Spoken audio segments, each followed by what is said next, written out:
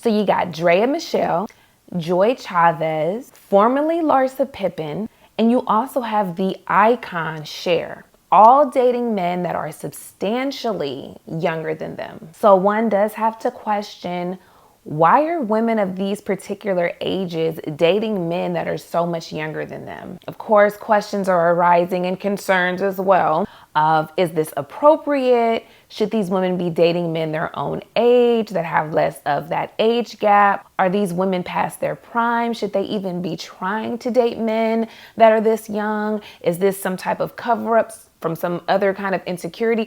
So many questions are arising for these women that are choosing to date younger men. Here's my hot take. I think that these age gaps between the older women and the younger men, and I'm talking like women that are over 35 dating men that are like in their 20s. I think that it works. There are some major differences between the men of yesteryear and the new age men that are coming through today.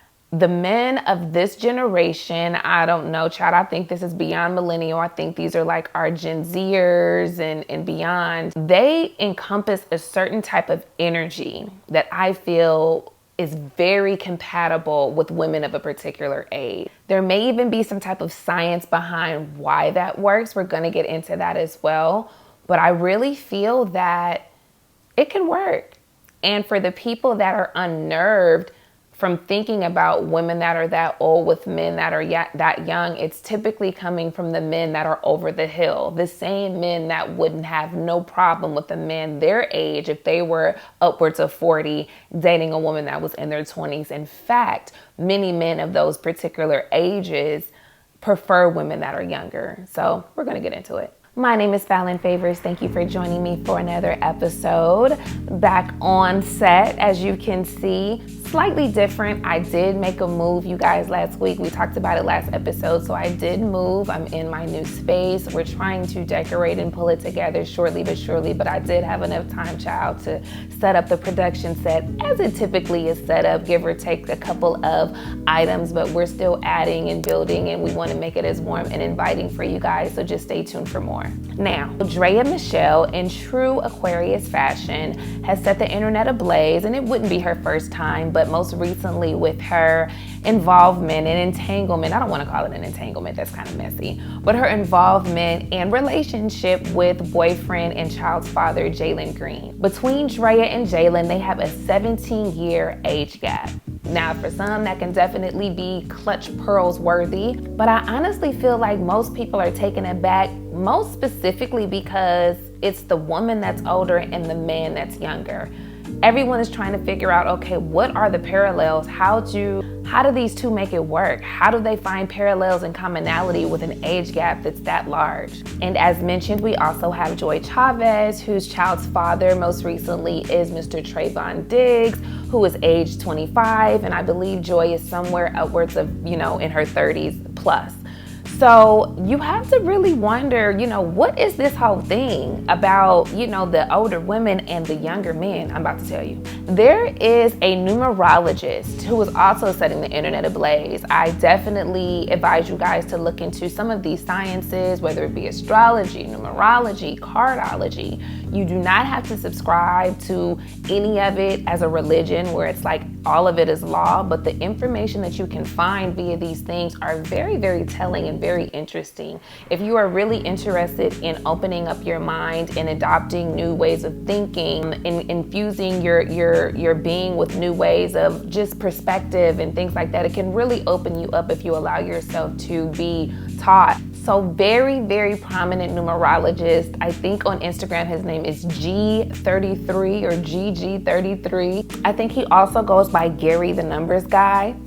Nonetheless, this guy knows all things numerology. He's also a big advocate of the Chinese astrology opposed to the Western astrology. A ton of information on his page. Definitely go look him up, whether it be YouTube, Instagram, TikTok. And he has specifically spoken about the differences between the men that are born in the 1900s. That would mean men that are born between 1900 and 1999, because it starts with the number 1. And then all of the men that are born post 1999, from 2000 upwards, it's now 2024, and these men are born in the years starting with the number 2.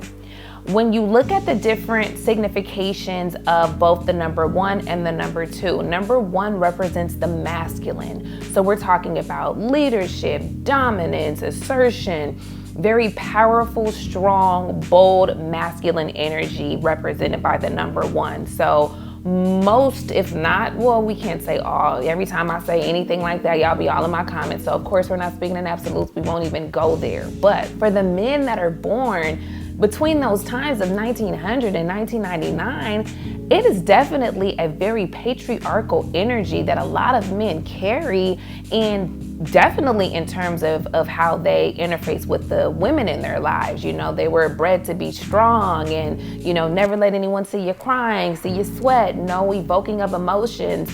And you really have to pull teeth to get these kind of men to tap into more of their sensitive side or their feminine energy. That balance between the masculine and the feminine is not so easily seen most often. Now, when you were talking about the number 2, you were talking about the ultimate feminine energy, okay? We're talking empathy, receptivity, diplomacy, all of the beautiful, divine, feminine, intrinsic values that exist on this plane. Now, the men that we're discussing within this conversation may not even be born in the 2000s. As a matter of fact, I think they probably are around late 90s or something like that. But I think it's really relative still, because these men are closer to that generation than that of yesteryear, which would be like someone born in the 1960s, 70s, 80s, totally different climate, totally different world. So GG33 explains that some of the stark differences between men that are born in the 1900s, so to speak, and men that are born in the 2000s is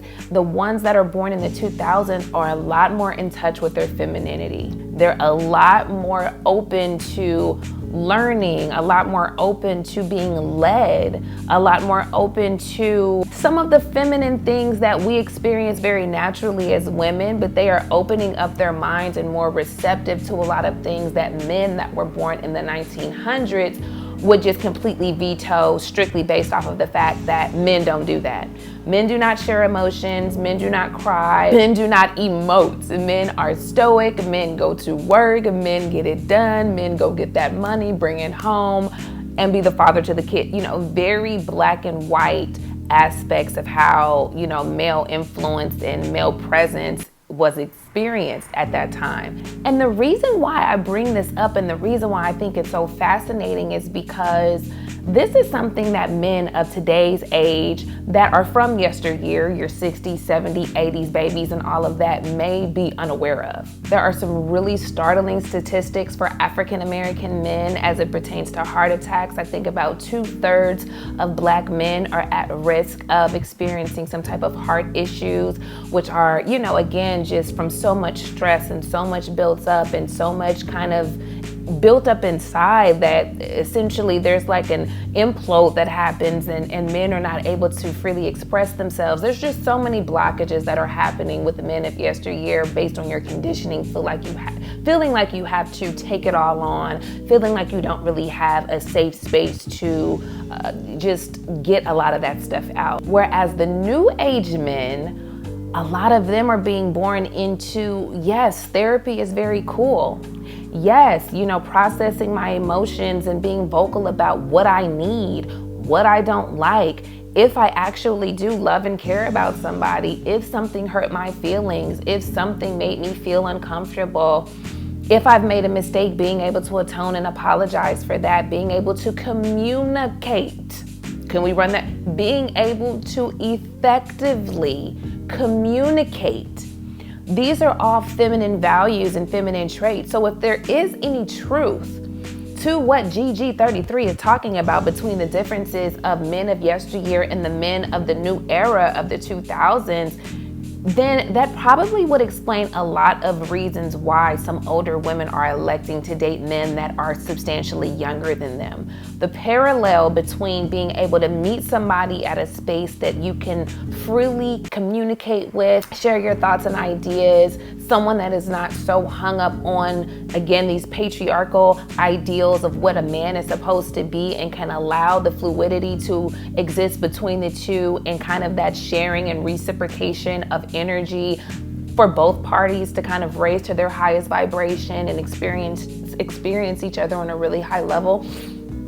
That is not the stuff from back in the day. That's new age stuff. Now there is license that has been granted and given for men to exist in a different space and to experience and to express themselves in a different way. And I think that may be a really strong attraction point for women that are of a particular age. Then you have the conversation surrounding sexual compatibility amongst women that are of a particular age and men that are substantially younger. Women hit their sexual peak, believe it or not, between the ages of about 27 to 45. You can fact check that on Google or whatever your sources are. It's definitely going to be later in the game, opposed to men who usually hit their sexual stride or their sexual peak in their 20s. So if we're just talking about sexual compatibility, the compatibility for a woman that's age 40 with a man that's age 40 is not going to be equally yoked. There's not going to be heavy compatibility there. There's going to be more compatibility with the younger man in his 20s and the woman that is in her sexual peak that's in her early to mid 40s. And if we're also using the previous note to interject into this point, you can also argue that a man of the 2000s, of this new era and this new age, may even be more sexually explorative and open than a man of yesteryear. Again, it's all connected and all ties in. So a man from back in the day may say, well, I'm not doing this, or I'm not doing that, or I don't want to try this, or I don't want to try that. That younger guy, that younger man may just be a little more open, again, to being led, to being taught something new, to trying something new, to just that openness, again, that receptivity represented by that number 2, that 2 energy, that feminine energy. That is going to go a long way in those situations, and you are again going to see the parallel between the older woman and the younger man as to why that may work. And if we could just be honest, younger guys are fun.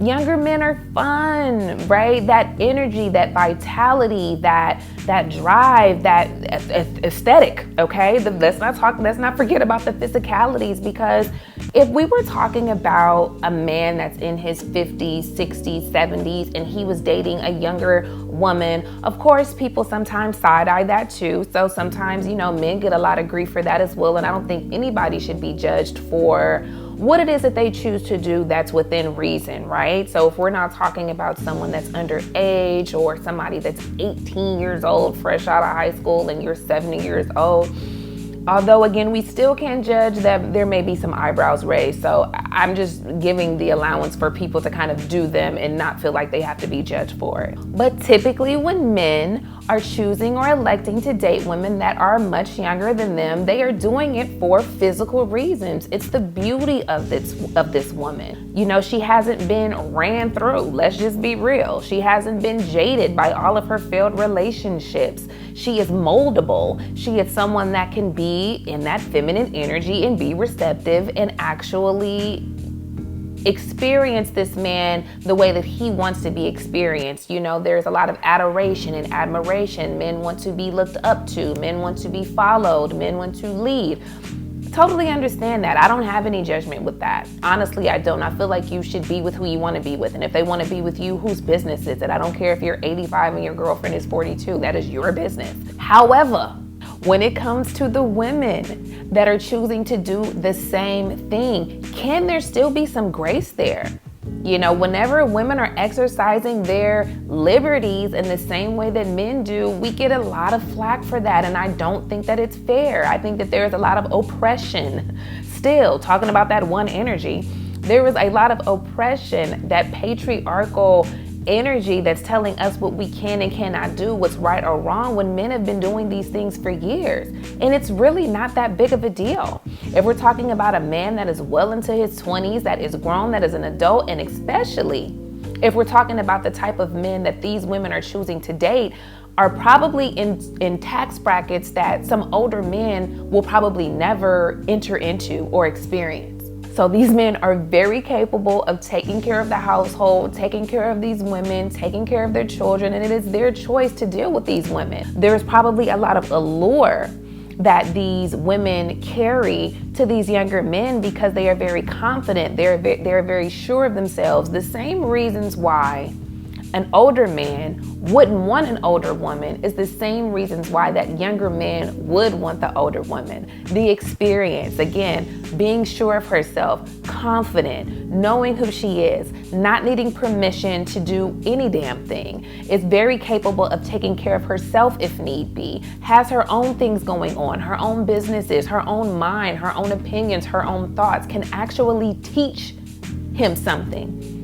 Men that are not confident in who they are and they need constant ego stroking and they need to kind of be coddled in a sense, they may need a little more hand holding, and feminine energy is capable of providing that. But an older woman just may not have the energy or the time, or the investment in that may just not be there. So just like an older man wants his woman to look good and all of those things, so do older women. Older women want a man that looks good too. Again, especially if we're talking about the women that we're referencing here, I want you to take a look and Google at Adrea Michelle, Joy Chavez.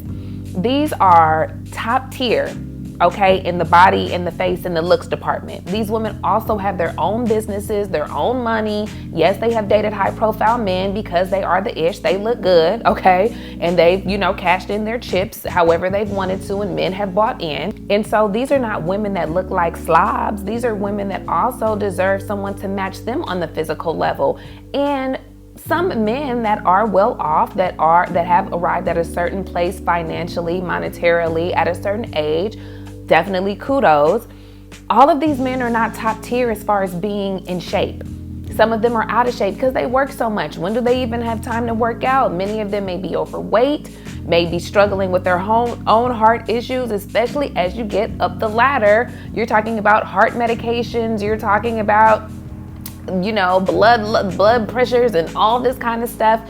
Things that a younger man may not have to deal with. You're talking about impotence. You're talking about just being tired, child, falling asleep, okay? Watching TV, we watching a movie, you want to fall asleep. It's all of those things. You're talking about men of a certain age entering into a certain stage of life that many of them are not ready to really be real about as far as what they are able to come to the table with outside of their finances. Now, devil's advocate, of course, if you're anybody that's dating someone substantially younger than you, there are definitely going to be some representations of that age gap. It may be the music, it may be the entertainment, other entertainment, TV shows, references and things like that. You guys may not be able to relate to certain eras and I'll give you an example. Anyone that is born like in the 70s and the 80s, right, before there was a cancel culture, you could say what you wanted to say.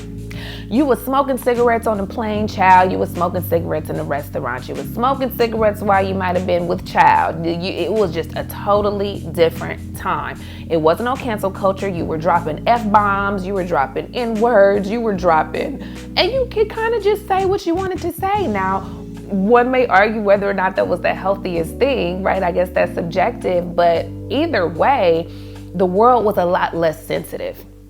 And so there's definitely some relatability there amongst people that are born of a certain era because they remember those times when things weren't so PC. There's probably also going to be some political, social, and cultural similarities for people that are born around the same time. And I think that's pretty natural. And those are the reasons why I feel that typically people that are amongst the same age groups and things like that usually tend to partner with each other opposed to someone that's a lot younger than them. Either way, bottom line, date who makes you feel alive. Date who makes you feel happy. Date who makes you feel like the most highest vibration of yourself. Everyone is going to have something to say about your relationship, whether or not that person is 20 years younger than you or 2 years, or it doesn't even matter. People will always have opinions about stuff that don't have nothing to do with them. A lot of the people that have so much to say about relationships and things like that, these people don't even have relationships, have never been married, have never had a substantial relationship, something of value with somebody that's their own age.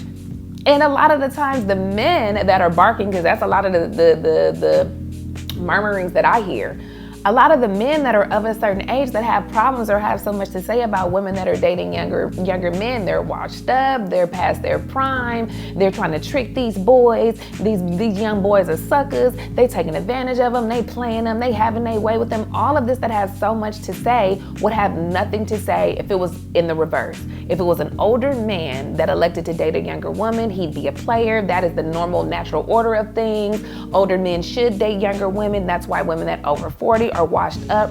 Really, it's just a lot of that oppression of not wanting to see women flourish as they age, as they develop. Men want women to be at the mercy of them for the duration of their entire lives. If you're young, you're impressionable, you're dumb, you don't know what you're doing, you need to be swept up. The only thing that you have really going for you is your virginity and your beauty.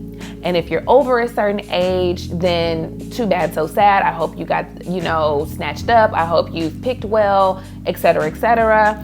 I am somebody that can see both sides of the coin. So some of that actually may have some stock and may be true for women to ensure that they also prioritize their relationships. They prioritize being a mother if that's something that they want to do, and not let the societal pressures make them feel like their career is more important than their family or whatever else that may be really important to them on a personal level. I believe that, I understand. But at the same time, there is so much oppression still happening in 2024, and women are tired of it, and women no longer have to subscribe to whatever it is that you feel is the correct way to be, the correct way to live. Women are going to do what they want to do, and the men that are choosing to partner with these types of women are attracted to the same things that you were saying you're repelled or disgusted by. That leadership, that dominance, that assertiveness, that knowing who you are unapologetically, the ability to lead, to run-ish, and everything else. There are men and younger men that like that. And if they do, then why does it matter to you? Why do you care? You don't want them. So if they want them, why doesn't it matter? You should be applauding them and wishing them well and be happy that they have someone that is showing interest in building a life with them, even if it's not forever. Because again, so many of these men that are making these comments do not have long-standing relationships, marriages, or anything of the sort. So just saying, do you. Love who loves you. Have your experiences. Life is short. Connect with who you feel aligned with. That's it, that's all.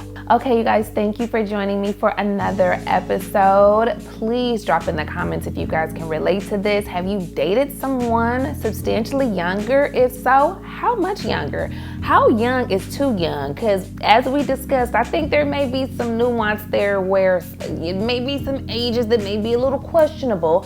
I try not to judge, but just curious, what is the youngest that you've dated? What's the youngest you would date? Especially for my women that are over 35, over 40. Would you be open to dating someone that's younger? Would you feel like that would open up your pool in dating options if you were open to dating someone that may be younger than you? Let me know in the comments. Make sure to like, subscribe, and share as always. I know you guys love these conversations, so definitely make sure you ring the notification bell so you're always tapped in anytime I drop anything new. And I will see you guys next week. I love you all. Love, live, life.